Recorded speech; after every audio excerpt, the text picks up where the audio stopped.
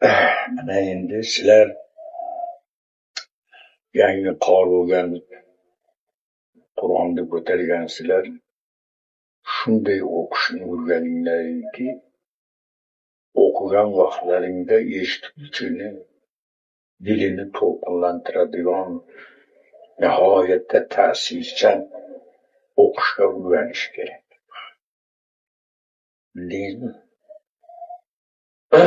Sizlar mana Qur'on o'qiganlaringda shu boshqa eshituvchilar ko'zlaridan yosh chiqadigan darajada bo'lib ta'sirlanadigan bo'lish kerak. Ana shunda sizlarni mukammal qori desa bo'ladi. Hali sizlar soda, sizlarni o'qishlaringiz sizniki ham soda, bu kishiniki ham soda. Hali ta'lim olishga to'g'ri keladi.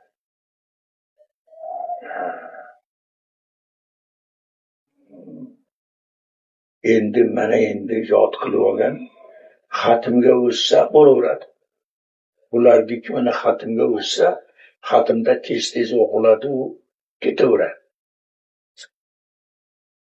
Lekin mana bu halqada o'qishga, 5-10 kishining o'rtasida o'qishga, u nihoyatda tartil kerak bunga, tajvid bilan salmoqda sekin sovut kerak.